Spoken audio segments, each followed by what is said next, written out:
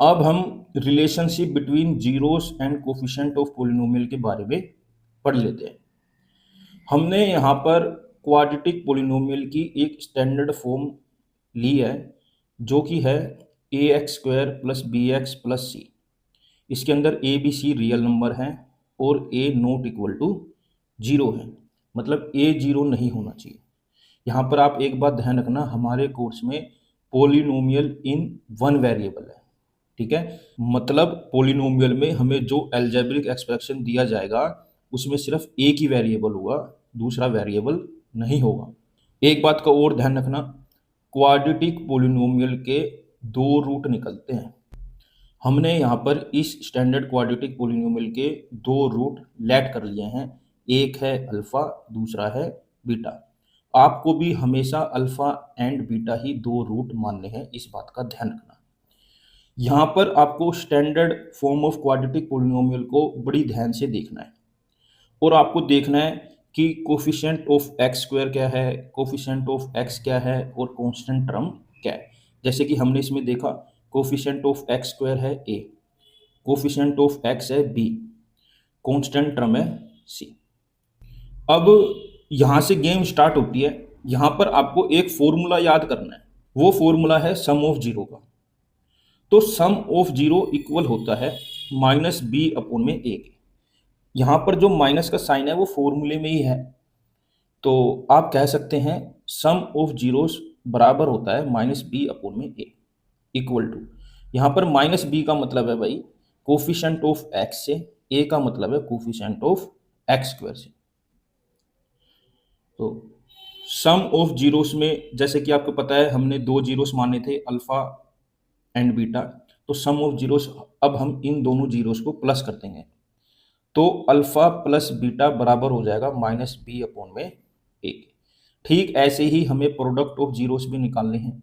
तो product of zeros का formula होता है सी अपॉन में ए। सी का मतलब यहाँ पर कांस्टेंट टर्म से है, ए का मतलब यहाँ पर कोफिशिएंट ऑफ एक्स स्क्वायर से।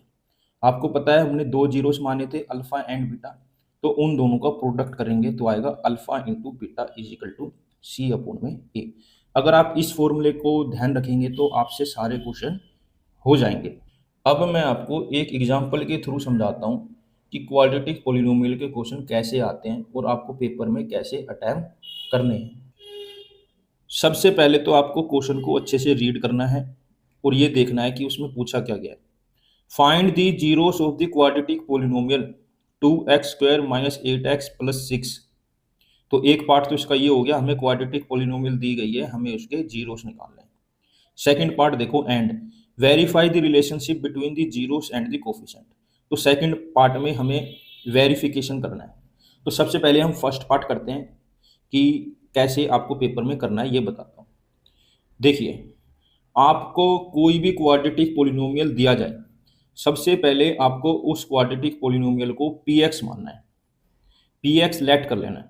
अब कहोगे भैया हम पी एक्स ही क्यों माने, हम तो एफ एक्स मानेंगे, जी एक्स मानेंगे। मान सकते हो, कोई दिक्कत नहीं है, लेकिन मेरे को पी एक्स अच्छा लगता है तो मैंने पी एक्स लेट कर लिया। आप कुछ भी लेट कर सकते हैं। तो यहाँ पर मैंने जो हमें क्वाड्रेटिक पोलिनोमियल दी गई थी उसको मैंने पी एक्स लेट कर लिया। तो let P X is equal to 2x square minus 8x plus 6, ये लिख लिया। अब इस इक्वेशन को आपको सिंप्लीफाई करना है, इस इक्वेशन को आपको सोल्व करना है।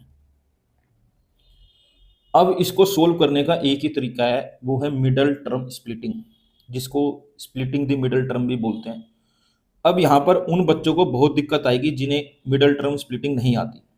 जिन बच्चों को मिडल टर्म स्प्लिटिंग नहीं आती वो बच्चे इस क्वेश्चन को नहीं कर पाएंगे, और जिन बच्चों को मिडल टर्म स्प्लिटिंग आती है वो बच्चे इस क्वेश्चन को आराम से कर लेंगे और पूरे नंबर ले आएंगे। तो जिन बच्चों को नहीं आती भाई वो पहले सीखो, फिर ये वाला क्वेश्चन करना ज़्यादा आसान हो जाएगा। तो यहाँ पर मैंने मिडल टर्म स्प्लिटिंग करी। तो मिडल टर्म स्प्लिटिंग करने का तरीका क्या होता है, हम कांस्टेंट को कोफिशिएंट ऑफ एक्स स्क्वायर के साथ मल्टीप्लाई करते हैं, जैसे कि इस क्वेश्चन में मैंने किया। 6 को 2 से मल्टीप्लाई किया तो 12 आया। तो उसके बाद हम क्या करते हैं, जो भी आता है उसके प्राइम फैक्टर करते हैं। प्राइम फैक्टर करने के बाद हमें ऐसा करना है कि प्लस माइनस करें तो 8 आ जाए और मल्टीप्लाई करें तो 12 आ जाए। तो वो फैक्टर बने 2 और 6। सेकंड लाइन में आप देख सकते हैं 2x² - 2x - 6x + 6। तो यहाँ पर मैंने क्या करा, 2x² - 2x में देखा कॉमन क्या है, तो मेरे को लगा 2x कॉमन है, तो वहाँ से सिर्फ x बच गया और यहाँ से -1 बच गया।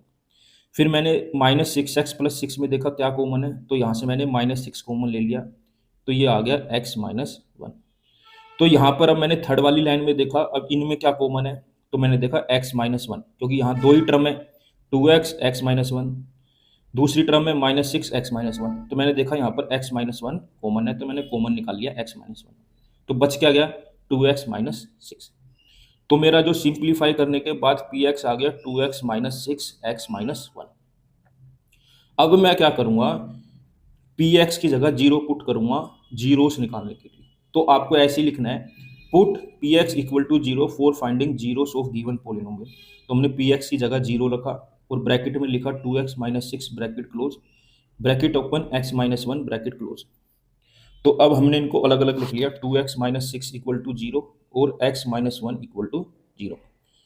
तो ये आ गया 2x = 6, तो x की वैल्यू हमने यहाँ पर निकाली 6/2 और इसको सिंप्लीफाई किया, कटिंग की, तो 2 1 जा 2, 2 3 जा 6, तो x की वैल्यू आ गई 3। अब राइट हैंड साइड देखते हैं, x - 1 = 0, तो x = आ गया 1। तो यहाँ पर हमने देखा x की दो वैल्यू निकल के आई, एक निकल के आई 3 और एक निकल के आई 1। तो जो ये 3 और 1 वैल्यू निकल के आई हैं, ये जीरोस हैं बेटा। क्या है ये? जीरोस। तो आप बोल सकते हो 3 and 1 are the zeros of given polynomial px। अब हम क्या करेंगे, इस 3 और 1 को अल्फा एंड बीटा मान लेंगे। अब आपकी मर्जी, आप किसी भी एक को अल्फा मान लो, किसी भी एक को बीटा मान लो। Let alpha and beta are the zeros of the given polynomial px, so alpha = 3, beta = 1। आपकी मर्जी है, आप चाहे तो अल्फा 1 मान लो, बीटा 3 मान लो, चाहे अल्फा 3 मान लो, बीटा 1 मान लो, किसी को कुछ भी मान लो, आंसर पे कोई फर्क नहीं आएगा। तो ये इसका फर्स्ट हाफ खत्म हो गया भाई, जिसके अंदर हमें जीरोस निकालने थे, हमने इसमें जीरोस निकाल लिए। अब मैं आपको जीरोस का असली मतलब समझाता हूं कि जीरोस का असली मतलब होता क्या है। देखिए, हमें गिवन क्वाड्रेटिक पोलिनोमियल दी गई थी 2x² - 8x + 6। अब इसके जीरोस आए 3 और 1।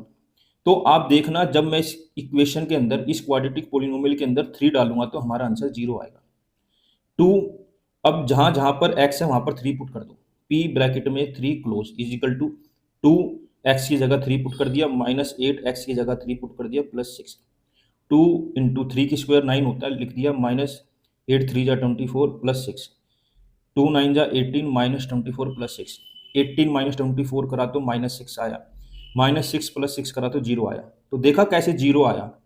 तो कहने का मतलब है 0 एक ऐसी रियल वैल्यू होती है, जब हम उस रियल वैल्यू को वेरिएबल के अंदर पुट करते हैं तो हमारा आंसर 0 आता है, इसलिए इसको 0 बोलते हैं, इसलिए इसको जीरोस बोलते हैं।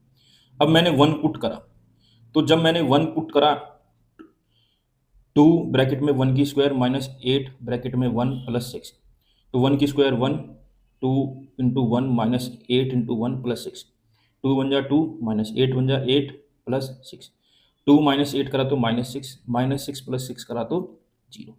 तो मुझे उम्मीद है अब आपको पता चल गया होगा कि 0 का मतलब क्या होता है। आपको ये पेपर में नहीं करना जी, ठीक है, सिर्फ आपको रूट तक निकाल के आना था। ये तो मैंने आपको क्रॉस चेक करवाया कि रूट का मतलब होता क्या है, जीरोस का मतलब होता क्या है। उम्मीद है आपको समझ आ गया होगा कि 0 का मतलब क्या होता है। तो 0 एक ऐसी वैल्यू होती है गिवन क्वाड्रेटिक पोलिनोमियल को 0 कर देती है। अब हम क्वेश्चन का सेकंड हाफ कर रहे हैं, जिसके के अंदर हमें वेरिफिकेशन करना है। तो हमको px दिया गया है 2x² - 8x + 6। तो हमने कोफिशिएंट ऑफ x² निकाल लिया 2, कोफिशिएंट ऑफ x निकाल लिया -8, कांस्टेंट टर्म निकाल ली 6। आप ऐसे भी निकाल सकते हो, दूसरा तरीका एक और है। आप क्या करिए, जो आपको px दिया गया है ना, px = 2x² - 8x + 6, इसको कंपेयर करिए क्वाड्रेटिक पोलिनोमियल की स्टैंडर्ड फॉर्म के साथ। मतलब इसको कंपेयर करिए ax² + bx + c के साथ। जब हमने कंपेयर करा तो हमारी a की वैल्यू आई 2, b की वैल्यू आई -8, c की वैल्यू आई 6।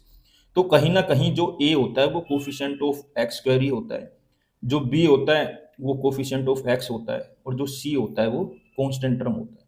कान इधर से पकड़ो या उधर से पकड़ो, बात बराबर होती है। Sum of zeros, sum of zeros का मतलब अल्फा प्लस बीटा, इसका फॉर्मूला होता है -b/a। या आप ये भी बोल सकते हैं कोफिशिएंट ऑफ एक्स अपॉन में कोफिशिएंट ऑफ एक्स स्क्वायर। ये कोफिशिएंट ऑफ एक्स के आगे माइनस जरूर लगाना, ठीक है जी। अब इसका वेरिफिकेशन कैसे करते हैं ये समझ लो आप, ये समझना बहुत ही ज्यादा जरूरी है आपके लिए। तो जो ये sum of zeros alpha plus beta है इसको आप मान लेंगे LHS, और इक्वल टू के उधर जो माइनस बी अपॉन में ए है इसको मान लेंगे RHS। तो आपको क्या करना है, अल्फा और बीटा के अंदर जो ये सम ऑफ जीरोस हैं जो अभी आपने पीछे फाइंड करे हैं 3 और 1, तो 3 और 1 की वैल्यू पुट करनी है अल्फा और बीटा में। तो मैंने वही करा, LHS is equal to sum of zeros alpha plus beta. तो अल्फा की जगह 3, बीटा की जगह 1 पुट करा तो आया 4। तो ये 3 और 1 की वैल्यू हमेशा आपको वहीं से निकालनी है, जो मिडिल टर्म स्प्लिटिंग करके आपके जीरोस आए वो वैल्यू रखनी है यहाँ पर हमेशा। अब RHS में क्या है, माइनस बी अपॉन में ए। अब यहाँ पर माइनस बी अपॉन में ए की जो वैल्यू रखेंगे वो रखनी है जो आपको क्वाड्रेटिक पोलिनोमियल गिवन था और आपने स्टैंडर्ड क्वाड्रेटिक पोलिनोमियल की फॉर्म से उसको कंपेयर करा था। तो वही करा मैंने, माइनस फॉर्मूले में ही है, और हमारा जो बी था वो -8 था, वो मैंने पुट कर लिया अपॉन में 2, माइनस माइनस प्लस 8 अपॉन में 2, सोल्व करा तो 4। हमने देखा यहाँ पर हमारा LHS बराबर आ गया RHS। तो सम ऑफ जीरोस तो हमारे वेरीफाई कर गए। अब हम प्रोडक्ट ऑफ जीरोस को भी वेरीफाई कर लेते हैं। तो प्रोडक्ट ऑफ जीरोस होता है अल्फा इंटू बीटा, जो कि बराबर होता है सी अपॉन में ए के। सी का मतलब कांस्टेंट टर्म, ए का मतलब कोफिशिएंट ऑफ एक्स स्क्वायर। तो जो प्रोडक्ट ऑफ जीरोस है अल्फा इंटू बीटा उसको मानेंगे LHS, इक्वल टू जो सी अपॉन में ए है उसको मानेंगे RHS। तो सबसे पहले LHS product of zeros alpha into beta. अब यहाँ पर अल्फा और बीटा की वो वैल्यू रखनी है आपको जो हमने अभी फाइंड की थी। तो 3 और 1 फाइंड की थी, तो उन दोनों को रखेंगे, 3 इंटू 1 करा तो आया 3। अब RHS में लिखेंगे सी अपॉन में ए। अब ये सी अपॉन में ए की वैल्यू कहाँ से आएगी बेटा, ये वैल्यू आएगी जो अभी हमने कंपेयर करके निकाली थी। सी की वैल्यू क्या थी 6, ए की वैल्यू क्या थी 2, तो ये आया 3। तो यहाँ भी LHS बराबर आ गया RHS। तो यहाँ पर हमारा वेरिफिकेशन हो गया। उम्मीद है आपको ये क्वेश्चन समझ आ गया होगा कैसे करना है। बहुत सारे बच्चों को नहीं पता होता कि इस क्वेश्चन को कैसे सोल्व करना है। उम्मीद है आपको आ गया होगा। अभी आपने देखा कि कैसे हमने एक क्वाड्रेटिक पॉलिनोमियल से जीरोस निकाले और उनका वेरिफिकेशन करा। अब यहाँ पर हम इसकी सेकंड वैरायटी की बात कर रहे हैं। इसके अंदर क्या होता है, आपको क्वाड्रेटिक पॉलिनोमियल बनानी पड़ती है। तो देख लेते हैं किस प्रकार बनाते हैं।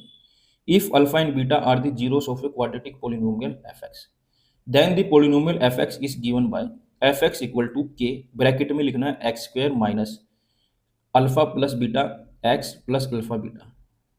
fx is equal to k x square minus sum of zeros को मल्टीप्लाई करना है x के साथ, प्लस करना है प्रोडक्ट ऑफ जीरोस। यहाँ पर k क्या है, एक नॉन जीरो कांस्टेंट है, मतलब k की वैल्यू जीरो नहीं होनी चाहिए, बाकी जो मर्जी आ जाए कोई दिक्कत नहीं है। एक बात का और ध्यान रखना, कभी भी क्वाड्रेटिक पॉलिनोमियल निकालने के लिए आ जाए तो आपको फ्रैक्शन में नहीं निकालनी, ठीक है, सिंपल निकालनी है। एक क्वेश्चन के जरिए समझने की कोशिश करते हैं कि क्वाड्रेटिक पॉलिनोमियल कैसे फाइंड करते हैं। Example, find a quadratic polynomial the sum and product of whose zeros are 1 and 3। तो बेटा क्वेश्चन को ढंग से पढ़ते हैं और देखते हैं उसमें क्या दिया जाता है, क्या गिवन होता है। तो इसमें sum of zeros alpha plus beta ही दे दिया हमें 1, product of zeros alpha into beta दे दिया 2। तो जो रिक्वायर्ड पॉलिनोमियल आएगी हमें सिंपली फॉर्मूले में पुट करना है और कुछ भी नहीं करना।